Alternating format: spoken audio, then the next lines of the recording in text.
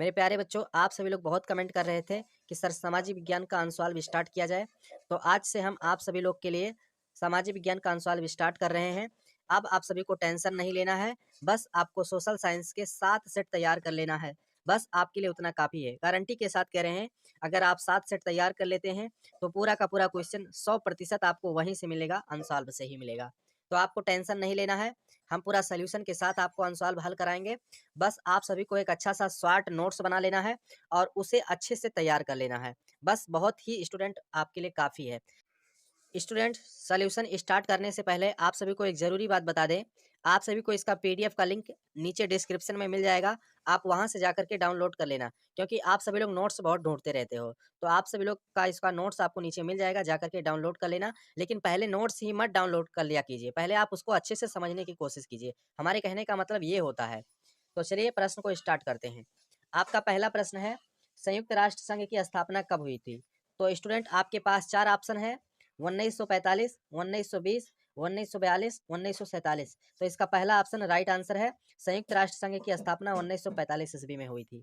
आपको एक एक प्रश्न बहुत अच्छे से तैयार करके जाना है, क्योंकि सारे प्रश्न आपको आंसवाल्व से ही मिलते हैं। ये जो आप सभी लोग अन्य यूट्यूबर लोग इधर उधर के प्रश्न आपको बता करके केवल टाइम पास कराते हैं, मैं गारंटी के साथ बता देता हूँ, आप सभी लोग ना केवल अनसॉल्व की पूरे सेट को हल करके चले जाइए। गारंटी मैं लेता हूँ, इससे कोई भी प्रश्न बाहर नहीं जाएगा। आप सभी लोग को फालतू वीडियो बना करके, फालतू वीडियो देख करके आप लोग अपना टाइम पास केवल करते हैं। तो ये काम आप लोग मत कीजिए। आप अनसॉल्व अच्छे से हल कीजिए, पूरा प्रश्न आपको अनसॉल्व से ही मिलता है। आप किसी से भी पूछिए जा करके, एग्जाम में सारे प्रश्न अनसॉल्व से ही पूछे जाते हैं। तो फालतू वीडियो देख करके आप अपना टाइम ना बर्बाद करें, अनसॉल्व को अच्छे से सॉल्यूशन कर लीजिए। आप सभी लोग समझ में आई बात पूरी हमारी? चलिए, दूसरा प्रश्न है, भारत में मताधिकार की आयु क्या है? यानी कि भारत में वोट देने की आयु क्या होती है? कोई व्यक्ति भारत का है तो वो वोट कब दे सकता है? कितने वर्ष का हो जाता है तो वोट दे सकता है? आपके सामने 21 वर्ष है, 20 वर्ष है, 25 वर्ष है और अगला ऑप्शन है 18 वर्ष। तो इसका राइट आंसर 18 वर्ष है। जब आप 18 वर्ष के हो जाते हैं तो आपको वोट देने का अधिकार हो जाता है। चलिए, अगला क्वेश्चन देखना प्यारे बच्चों। तीसरा क्वेश्चन बहुत ज़्यादा इंपॉर्टेंट है। स्वराज्य मेरा जन्म सिद्ध अधिकार है और मैं इसे लेकर रहूंगा, ये किसका नारा है या किसका कथन है? तो मेरे प्यारे बच्चों, आप सभी लोग जानते हैं, यह कथन बाल गंगाधर तिलक ने दिया था। बहुत ज़्यादा इंपॉर्टेंट क्वेश्चन है, इसे आप लोग बिल्कुल तैयार कर लीजिएगा। तो स्टूडेंट, इसका बा ऑप्शन यानी बी ऑप्शन राइट आंसर है। चलिए अगले प्रश्न की तरफ बढ़ते हैं। अगला प्रश्न है, प्रथम विश्व युद्ध प्रारंभ कब हुआ था? तो बहुत ज़्यादा इंपॉर्टेंट क्वेश्चन है, अच्छे से नोट कर लेना, दिमाग में बैठा लेना आप सभी लोग। प्रथम विश्व युद्ध कब प्रारंभ हुआ था? तो मेरे प्यारे बच्चों, प्रथम विश्व युद्ध 1914 ईस्वी में प्रारंभ हुआ था और 1918 तक यह चला था। ठीक है, ये भी नोट कर लीजिए, अलग से ये भी पूछा जा सकता है। चलिए दूसरा, पांचवा क्वेश्चन देखना प्यारे बच्चों। पांचवा क्वेश्चन है, संयुक्त राष्ट्र संघ का मुख्यालय कहाँ पर स्थित है? तो स्टूडेंट, संयुक्त राष्ट्र संघ का मुख्यालय ये अमेरिका में न्यूयॉर्क में होता है। ठीक है, न्यूयॉर्क में है। तो इसका सी ऑप्शन राइट आंसर है। चलिए, उसके बाद अगला क्वेश्चन देखना प्यारे बच्चों, छठवां नंबर क्वेश्चन, बहुत ज्यादा इंपॉर्टेंट क्वेश्चन है, तुरंत दिमाग में बैठाने की कोशिश कीजिए। भारत छोड़ो आंदोलन किसने प्रारंभ किया था? तो बच्चों, बहुत ज्यादा इंपॉर्टेंट क्वेश्चन है, भारत छोड़ो आंदोलन। आप सभी को पता होना चाहिए कि ये महात्मा गांधी ने पारित किया था, महात्मा गांधी ने इसे प्रारंभ किया था। आशा करते हैं आप सभी को पूरे विकल्प वाले प्रश्न याद हो चुके होंगे। अब उसके बाद हम लोग चलते हैं अगले टाइप के प्रश्न पे। देखिए, सारे प्रश्न बहुविकल्पीय आपको पूरे आंसर से ही मिला करके दिए जाएंगे।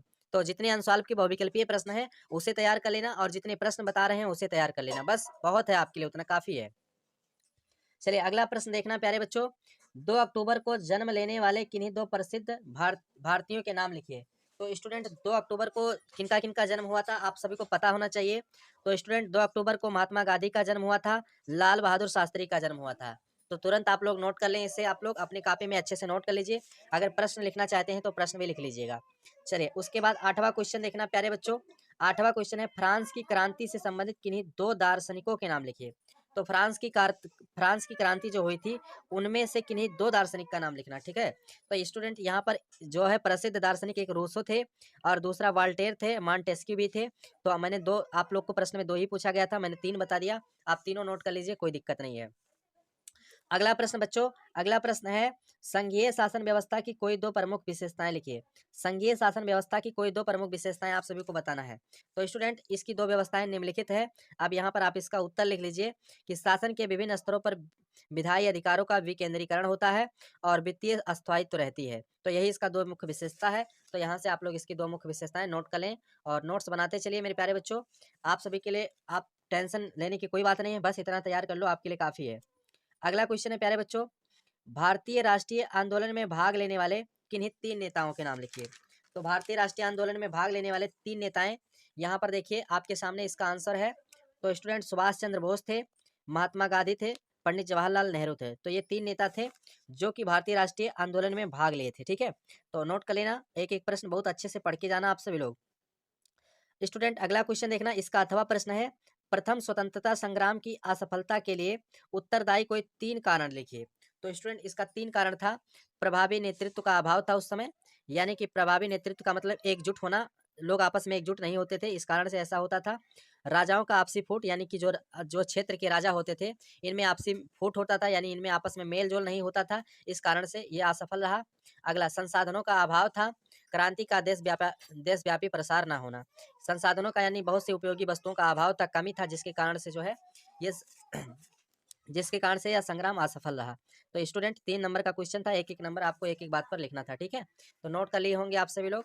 उसके बाद चलिए अगला प्रश्न देखना प्यारे बच्चों। अगला प्रश्न है सांप्रदायिकता को दूर करने के लिए किन्हीं तीन उपायों का वर्णन कीजिए। तो स्टूडेंट सांप्रदायिकता को कैसे दूर किया जा सकता है? तो सबसे पहले इसमें हमें ये करना चाहिए कि सभी धर्मों का आदर एवं सम्मान करना चाहिए और शासन द्वारा तुष्टिकरण नीति का परित्याग करना चाहिए। शासन द्वारा यानी कि जो सरकार आती है, कोई सरकार आती है तो हिंदू हिंदू की बात करती है, कोई सरकार आती है तो मुस्लिम मुस्लिम की बात करती है, तो ऐसा नहीं होना चाहिए, इसका परित्याग होना चाहिए। अगला नियम है मजबूत मजबूत यहाँ पर मजबूत है, मजबूत कानून व्यवस्था होना चाहिए और उसका कड़ाई से पालन होना चाहिए। यानी कि जो कानून व्यवस्था होती है इसका जो है मजबूती से पालन होना चाहिए और सरकार को इसके प्रति एकाग्र होना चाहिए, तभी ऐसा हो सकता है। तो स्टूडेंट तभी सांप्रदायिकता को दूर किया जा सकता है। तो इसका आंसर आप सभी लोग नोट कर लिए होंगे। अब उसके बाद चलिए क्वेश्चन, अगला क्वेश्चन देखते हैं, इसी का अथवा प्रश्न है मेरे प्यारे बच्चों। महात्मा गांधी द्वारा चलाए गए किन्हीं तीन आंदोलन के नाम लिखिए। तो मेरे प्यारे बच्चों महात्मा गांधी जी द्वारा चलाए गए तीन आंदोलन यहाँ पर निम्नलिखित हैं। देखिए, भारत छोड़ो आंदोलन महात्मा गांधी जी ने ही चलाया था। असहयोग आंदोलन ये भी महात्मा गांधी जी ने ही चलाया था। चंपारण सत्याग्रह ये भी महात्मा गांधी जी ने ही चलाया था और चौथा सविनय अवज्ञा आंदोलन ये भी महात्मा गांधी जी ने ही चलाया था। तो आपसे उस प्रश्न में तीन ही पूछा था, मैंने चार आपको बता दिया, नोट कर लेना आप सभी लोग। चलिए उसके बाद अगला प्रश्न देखना प्यारे बच्चों, भारतीय लोकतंत्र के समक्ष कौन सी प्रमुख चुनौतियां हैं? तो भारतीय लोकतंत्र के समक्ष कौन कौन सी प्रमुख चुनौतियां हैं? तो प्यारे बच्चों ये लॉन्ग टाइप आंसर है, तो मैं दीर्घ उत्तरीय प्रश्न इस वीडियो में नहीं बता सकता, क्योंकि मैं उतना ज़्यादा उत्तर जो है लिखने में थोड़ा काफ़ी समय भी नुकसान होता है, तो इसलिए मेरे पास उतना समय नहीं हो पाता है, इसलिए मैंने इसको नहीं लिखा है प्यारे बच्चों। चलिए अगला क्वेश्चन देखना। अगला क्वेश्चन है आपका राष्ट्रवाद से क्या तात्पर्य है? तो इसका उत्तर मैं आप सभी को बता देता हूँ। तो मेरे प्यारे बच्चों इसका उत्तर आप लोग लिख लीजिएगा, भारतीय राष्ट्रीय कांग्रेस की स्थापना कब हुई, इसका क्या उद्देश्य था? तो मैं चलिए इसका उत्तर आप सभी को बता देता हूँ। तो मेरे प्यारे बच्चों आप लिखेंगे 18 दिसंबर 1885 ईस्वी में आधुनिक भारत का इतिहास, यानी कि इसी के बीच में ये जो है इसका वो हुआ था। अब इसमें लिखेंगे आप सभी लोग, इस दिन बम्बई के गोकुलदास तेजपाल संस्कृत कॉलेज के प्रांगण में इंडियन नेशनल कांग्रेस की स्थापना की गई, जिसके जिसके सफल नेतृत्व में भारत ने 15 अगस्त 1947 को स्वतंत्रता की प्राप्ति की। कांग्रेस की स्थापना राष्ट्रीय जागरण का स्वाभाविक परिणाम था। कांग्रेस की स्थापना में मुख्य भूमिका एवो हयूम नामक एक अवकाश प्राप्त आईसीएस अंग्रेज अधिकारी ने किया था। तो आप सभी को इतना पूरा केवल लिख देना है। इसे सुरेंद्र नाथ बनर्जी, उमेश चंद्र बनर्जी आदि प्रबुद्ध भारतीयों का असहयोग प्राप्त था। तो आप सभी को बस इसके उत्तर में केवल इतना लिख देना है, इसका उत्तर काफी है। तो ध्यान देखना मेरे प्यारे बच्चों, भारतीय राष्ट्रीय कांग्रेस की स्थापना का जो सन मैंने आप सभी को बता दिया है। अब उसके बाद चलिए अगला प्रश्न है, राष्ट्रवाद से क्या तात्पर्य है? तो इसका उत्तर देखना आप सभी लोग क्या लिख। तो मेरे प्यारे बच्चों यहाँ से आप राष्ट्रवाद की परिभाषा लिखिएगा कि राष्ट्रवाद के प्रति निष्ठा है। यहाँ पर राष्ट्रवाद के प्रति निष्ठा, उसकी प्रगति और उसके प्रति सभी नियम आदर्शों को बनाए रखना राष्ट्रवाद कहलाता है। यानी कि राष्ट्र के जो नियम कानून हैं और उसके जो आदर्श हैं उनके नियमों का पालन करना, स्टूडेंट बनाए रखना, यही राष्ट्रवाद कहलाता है। तो आप सभी लोग इतना राष्ट्रवाद के बारे में लिख दीजिएगा, आपका पूरा उत्तर करेक्ट हो जाएगा। तो चलिए अब अगले प्रश्न की तरफ बढ़ते हैं बच्चों।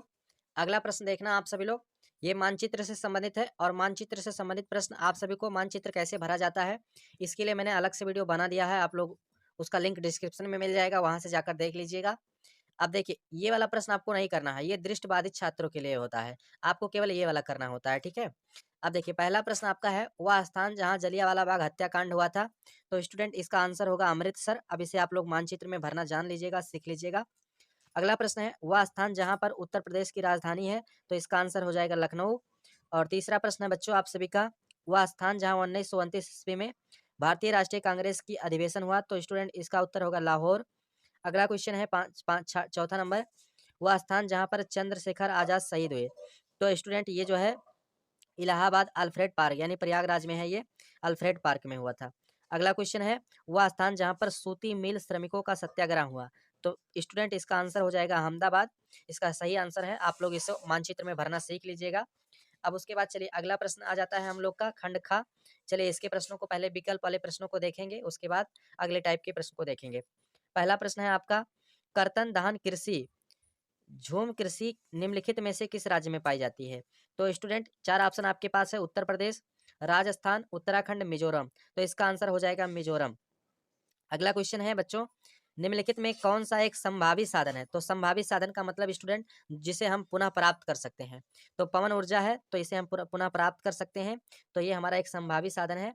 अगला क्वेश्चन है आपका, मुंबई हाई क्यों प्रसिद्ध है, तो मेरे प्यारे बच्चों आप सभी को पता है कि मुंबई जो है कच्चे तेल का उत्पादन होता है, तो इसलिए यह प्रसिद्ध है, तो पेट्रोलियम के लिए प्रसिद्ध है, ठीक है, और पेट्रोलियम आपका एक कच्चा तेल होता है।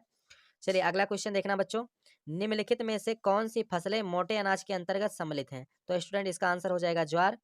अगला क्वेश्चन है आपका 19 नंबर, सामान्यतः किसी देश का विकास निम्नलिखित में से किस आधार पर निर्धारित किया जा सकता है, यानी कि किसी देश का विकास कैसे होता है, ये किन किन बातों पर निर्भर करता है, तो प्रति व्यक्ति आय यानी प्रति व्यक्ति की इनकम कितना है, औसत साक्षरता दर, और लोगों की स्वास्थ्य स्थिति यानी लोग जो है स्वस्थ रहेंगे तभी देश का विकास कर पाएंगे।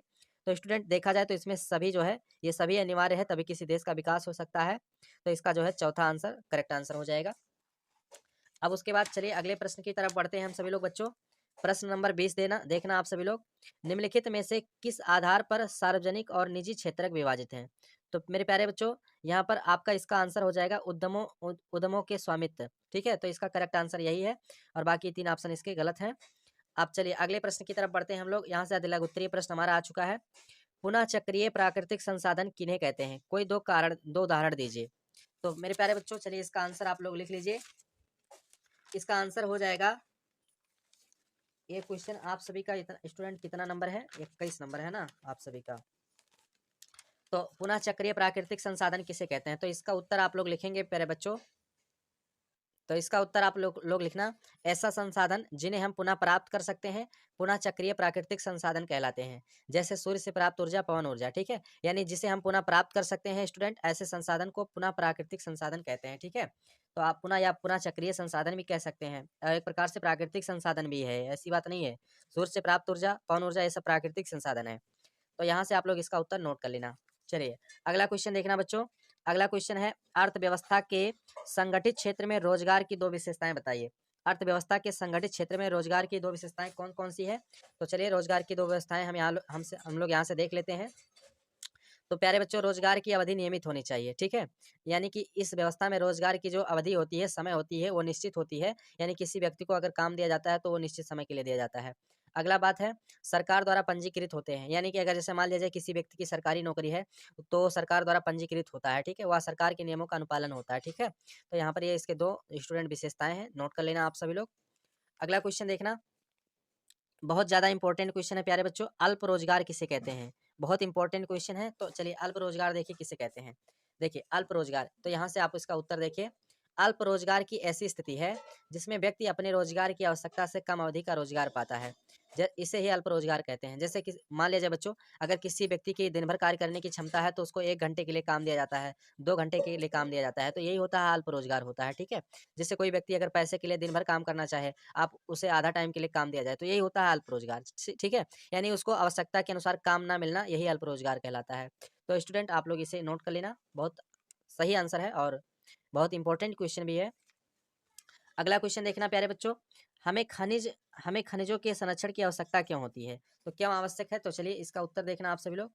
खनिजों के संरक्षण की आवश्यकता, तो प्यारे बच्चों यहाँ पर आप इसका आवश्यकता लिखेंगे कृषि और उद्योगों की निर्भरता के लिए, और खनिज संसाधनों का सीमित अनवीकरणीय होना। ठीक है, तो इसका स्टूडेंट 2 है, 2 पॉइंट आप लोग नोट कर लेना। तो यहाँ से आप लोग दोनों पॉइंट नोट कर लिए हैं। अब उसके बाद स्टूडेंट अगला क्वेश्चन है, गेहूं की खेती के लिए अनुकूल भौगोलिक दशाएं बताइए। यानी गेहूं की खेती के लिए अनुकूल भौगोलिक दशाएं का मतलब कि गेहूं की खेती के लिए कौन कौन से मानसून की आवश्यकता होती है, मौसम कैसा होना चाहिए, जलवायु एक प्रकार से पूछा जा रहा है आपसे। तो प्यारे बच्चों यहाँ पर आप लोग लिखेंगे गेहूं की खेती के लिए अनुकूल भौगोलिक दशाएं निम्नलिखित है। नंबर 1, शीतोष्ण कटिबंधीय जलवायु, यानी कि उस समय शीत ऋतु का वो होना चाहिए, प्रभाव होना चाहिए। और दूसरा, बलुई दोमट मिट्टी होना चाहिए, यानी गेहूं की खेती के लिए मिट्टी जो है बलुई दोमट होना चाहिए। और वर्षा 50 से 75 सेमी वार्षिक होना चाहिए। ठीक है, तो स्टूडेंट यही होता है गेहूं की खेती के लिए अनुकूल भौगोलिक दशाएं, यानी उसके अकॉर्डिंग उसके वातावरण। ठीक है, तो आप लोग यहाँ से इसको नोट कर लेना। और उसके बाद अगला क्वेश्चन देखिए। अगला क्वेश्चन स्टूडेंट बहुत ज्यादा इंपॉर्टेंट क्वेश्चन है। अर्थव्यवस्था की द्वितीय क्षेत्रक से आप क्या समझते हैं, उदाहरण उदाहरण सहित बताइए। तो अर्थव्यवस्था की द्वितीय क्षेत्रक, देखिए इसका मतलब होता है वह क्षेत्रक जो प्राथमिक क्षेत्रक को अपनी गतिविधियों के कच्चे माल की तरह उपयोग करते हैं। यानी स्टूडेंट ऐसा क्षेत्रक जिसमें कच्चे माल को जो है द्वितीय क्षेत्रक में देकर उसका जो है अनुपालन कराया जाए, तो यही होता है जो है अर्थव्यवस्था का द्वितीय क्षेत्रक। जैसे इस्पात उद्योग, लौह उद्योग, वस्त्र उद्योग, वाहन उद्योग, केक उद्योग, ये सब होता है द्वितीय क्षेत्रक के वस्तु। ठीक है, इनको भेज करके जो है यानी कि इसको जो है प्राथमिक क्षेत्रक में भेज करके इसका जो है सुरक्षा करवाया जाता है। ठीक है, तो यही होता है द्वितीय क्षेत्रक। तो इसको आप लोग नोट कर लेना। और उसके बाद अगला क्वेश्चन देखना प्यारे बच्चों। अगला क्वेश्चन है बहुत ज्यादा इंपॉर्टेंट क्वेश्चन है, वेरी वेरी इंपॉर्टेंट क्वेश्चन है बच्चों, बहुत ज्यादा इंपॉर्टेंट क्वेश्चन है। राष्ट्रीय आय तथा प्रति व्यक्ति आय में अंतर स्पष्ट कीजिए। ठीक है, ये क्वेश्चन हर वर्ष हर साल पूछा जाता है। तो तुरंत आप लोग इसे नोट करें और इसे तुरंत तैयार करने की पूरी कोशिश कीजिए प्यारे बच्चों। तो स्टूडेंट यहाँ से हम थोड़ा सा आप लोग को जूम करके दिखा देते हैं। तो इसका उत्तर आप लोग लिखेंगे राष्ट्रीय आय। देखिए राष्ट्रीय आय, पहले राष्ट्रीय आय जानेंगे फिर प्रति व्यक्ति आय जानेंगे, दोनों दो अंतर हो जाएगा मेरा। चलिए, राष्ट्रीय आय का मतलब क्या होता है। राष्ट्रीय आय किसी देश की एक वर्ष में उत्पादित वस्तुओं और सेवाओं की कीमत होती है। इससे पता चलता है कि देश का विकास कितनी तेजी से बढ़ रहा है। यानी राष्ट्रीय आय का मतलब होता है कि किसी देश के एक वर्ष में, है ना, एक वर्ष में वस्तुओं और सेवाओं की कीमत कितनी होती जा रही है, कितना बढ़ जा रहा है। तो इससे पता चलता है कि देश का कितना विकास तेजी से बढ़ रहा है। ठीक है, चलिए अगला एक प्रकार से महंगाई का तात्पर्य देख लिया जाए तो अगला क्वेश्चन है प्रति व्यक्ति आय। प्रति व्यक्ति आय, देखिए प्रति व्यक्ति आय का सीधे तौर पर किसी व्यक्ति का आय से लगाया जाता है। यानी प्रति व्यक्ति आय का मतलब जो है इसका अनुमान जो है किसी एक सीधे व्यक्ति, एक साधारण व्यक्ति की इनकम से लगाया जाता है। देश की स्थितियों की तुलना के लिए राष्ट्रीय आय की गणना बेहतर है। ठीक है, तो यही इसका आंसर हो गया, इसे आप लोग नोट कर लेना और अच्छे से तैयार कर लेना स्टूडेंट, बहुत ज़्यादा कठिन नहीं है। देखिए मैंने बहुत ही आसान शब्दों में लिख भी रखा है कि बच्चों को याद करने में कोई दिक्कत ना रहे। अगला क्वेश्चन देखना प्यारे बच्चों। अगला क्वेश्चन है भारत में मिट्टी के प्रकारों पर एक निबंध लिखिए। यानी भारत में जो मिट्टियां पाई जाती हैं, इसमें मिट्टी के प्रकारों पर आप सभी को निबंध लिखना है। तो चलिए भारत में पाई जाने वाली मिट्टियों के बारे में हम आप सभी को एक निबंध बता देते हैं। तो प्यारे बच्चों हम आप सभी को भारत में पाई जाने वाली मिट्टियों के बारे में बता देते हैं। तो प्यारे बच्चों आप लोग इसका आंसर लिखेंगे कि भारत में निम्न प्रकार की मिट्टियां पाई जाती हैं। देखिए यहाँ पर आप लोग इसका उत्तर लिखेंगे कि भारत में पाए जाने वाले 3 मिट्टियां निम्नलिखित हैं। ठीक है, यानी कि यहाँ पर कोई निर्धारित नहीं कहा है टिप्पणियां लिखने के लिए, आप सभी को प्रश्न कहा गया। देखिए भारत में पाए जाने वाले मिट्टी के प्रकारों पर, यानी कि सभी पर आपको नहीं लिखना है, मुश्किल से यहाँ निर्धारित किया होता कि सभी बताइए तब आपको लिखना होता। तो जो भी हम जानते हैं उतना लिख सकते हैं। तो पहला हमारा देखिए जलोढ़ मिट्टी पर निबंध लिख देते हैं कि यह मिट्टी नदियों द्वारा लाई लाई गई मिट्टी है। इस मिट्टी में पोटास की बहुलता होती है, यानी पोटास की अधिकता होती है, लेकिन नाइट्रोजन फास्फोरस की कमी होती है। और एक नोट बात भी है, पुरानी जलोढ़ मिट्टी को बागर मिट्टी कहते हैं, नए जलोढ़ मिट्टी को खादर जलोढ़ मिट्टी कहते हैं। और उसके बाद और भी एक दो मिट्टी को परिभाषित कर दीजिए। लाल मिट्टी के बारे में भी थोड़ा सा बता दीजिए कि लाल मिट्टी में लौह कण की मात्रा अधिक होने के कारण इनका रंग लाल होता है। ये मिट्टी तमिलनाडु कर्नाटक में पाया जाता है। यह मृदा कृषि योग्य होता है। ठीक है, और उसके बाद एक और लिख दीजिए काली मिट्टी के बारे में। काली मिट्टी का निर्माण चट्टानों के टूटने फूटने से होता है। इसमें आयरन, चूना, एल्यूमिनियम एवं मैग्नीशियम आदि आदि मात्रा में पाया जाता है। तो यही इसका उत्तर हो जाएगा। प्यारे बच्चों यहाँ से आप लोग इसका उत्तर लिख लेना। अब उसके बाद चलिए अगला क्वेश्चन देख लीजिए। अगला क्वेश्चन आपका क्या है, भूक्षरण से आप क्या समझते हैं? इसे रोकने के कोई उपाय बताइए। तो पहले आप भूक्षरण की परिभाषा जान लीजिए और उसके बाद भूक्षरण को रोकने के उपाय।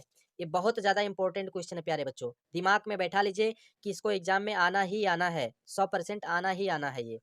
तो भूक्षण की परिभाषा होता है मिट्टी के कणों को अपने स्थान से हटकर किसी दूसरे स्थान पर चले जाना या इकट्ठा होना भूक्षरण कहलाता है। मेरे प्यारे बच्चों, आप सभी को पता है कि जब बारिश होती है तो मिट्टियां अपने स्थान से कट करके दूसरे स्थान पे चली जाती हैं। तो यही हमारा क्या कहलाता है? भूक्षरण कहलाता है, मृदा अपरदन जिसको कह सकते हैं। ठीक है, अब इसको रोकने के उपाय, तो इसके रोकने के उपाय यहाँ पर आप बता सकते हैं कि भूक्षरण को रोकने के उपाय 3 उपाय निम्नलिखित हैं।